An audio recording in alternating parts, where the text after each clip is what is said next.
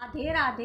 हर हर महादेव मित्रों, मैं अपने इस चैनल पर आपसे पूजा पाठ और लाइफस्टाइल के बारे में चर्चा करती हूँ। आज मैं आपसे बात करूँगी कि ऐसा क्या करें कि महालक्ष्मी की कृपा हम पर बरसने लगे।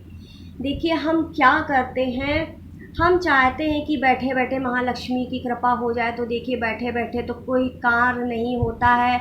हमको खाना भी खाना होता है, भूख भी लगती तो हमको भोजन बनाना पड़ता है, खाना पड़ता है, तभी हमारा पेट भरता है। सोच के ही कि हमने खाना देख लिया तो हमारा पेट भर गया, ऐसा नहीं होता है। हमको कर्म करना पड़ता है, कमाने के लिए निकलना पड़ता है, मेहनत करनी पड़ती। देखिए, गीता में श्री कृष्ण भगवान ने भी कहा है, श्रीमद् गीता में भगवान ने कहा है, कर्म ही प्रधान है। जी हाँ, कर्म ही प्रधान माना गया है, कर्म योग माना गया है।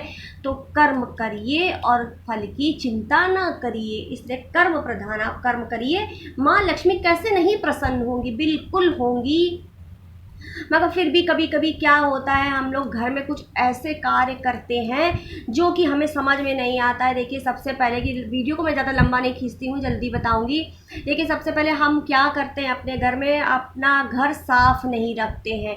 हमारा घर अस्त व्यस्त पड़ा रहता है, कपड़े कहीं पड़े हैं, पता चला घर में जूते चप्पल भी पड़े हुए हैं। पूजा के स्थान में जूते चप्पल पहन के हम घुसने लगते हैं। तो इन सब चीज़ों का प्रभाव बहुत नकारात्मक होता है। कहते हैं कि जो घर अस्त व्यस्त होता है उनका शनि खराब हो जाता है। इसलिए घर को हमेशा साफ सुथरा और व्यवस्थित रखना चाहिए। जो चीज़ जहाँ है उसको वहीं रखना चाहिए।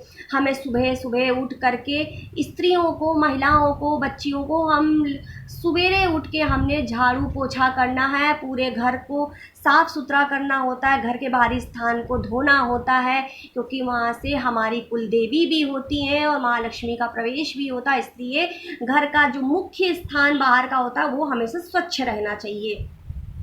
उसके बाद हमने स्नान वगैरह करके भगवान का पूजन करना चाहिए, दिया बत्ती करनी चाहिए, घर में सुरक्षा का व्यवस्था रखना चाहिए। हमें रसोई अपनी साफ सुथरी और स्वच्छ रखनी चाहिए, क्योंकि रसोई में माँ अन्नपूर्णा का वास माना जाता है। कहते कि माँ अन्नपूर्णा का वास होता है।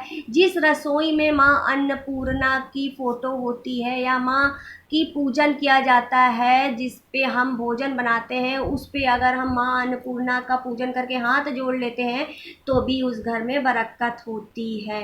अगर इसके सब करने के बाद भी आपका कोई काम नहीं हो रहा है तो देखिए, ऋग्वेद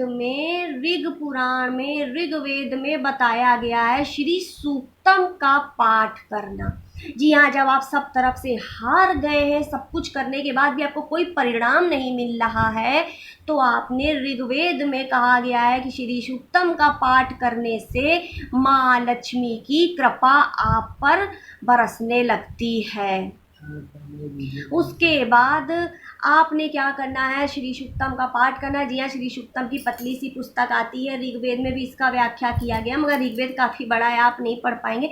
आप श्री सूक्तम की पुस्तक बाजार से ला करके घर में माँ लक्ष्मी के सामने रात को बैठ के, जी हाँ, माँ लक्ष्मी का समय रात का होता है, आप 11 बजे से लेकर के 2 बजे तक, 3 बजे तक माँ की उपासना कर सकते हैं। अपनी यथाशक्ति के अनुसार आपके शरीर में जितनी ताकत है उस हिसाब से आप पूजन करें। उसके बाद आपने माँ लक्ष्मी सामने एक दिया जलाना है, धूप बत्ती करनी है और श्री सूक्तम का पाठ आपने करना है 21 दिन तक। जी हाँ, 21 दिन तक आपको श्री सूक्त का पाठ पढ़ना है। अगर हो सके तो आप जब तक जीवन है आप श्री सूक्तम का पाठ पढ़िए। अगर संस्कृत में नहीं पढ़ सकते हैं, बिल्कुल भी नहीं पढ़ सकते हैं, तो देखिएगा नीचे श्री सूक्तम में हिंदी में अनुवाद लिखा होता, आप हिंदी में पढ़िए तो भी माँ की कृपा होती। अगर आप वो भी नहीं कर सकते हैं तो शाम के समय आप अपने घर में, अपने मोबाइल में या अपने जो आपके घर में म्यूज़िक सिस्टम वगैरह होते, आप उसमें श्री सूक्तम का पाठ लगाइए और शाम को घर में तेज ध्वनि में उसको चलने दीजिए। इससे भी श्री सूक्त का प्रभाव घर में पड़ता, महालक्ष्मी की कृपा होती है। तो महालक्ष्मी की कृपा प्राप्त करने के लिए आप श्री सूक्तम का पाठ जरूर करिए। आपको माँ लक्ष्मी प्रसन्न करेंगी, 100% आपको जो है लाभ मिलेगा। राधे राधे, हर हर महादेव।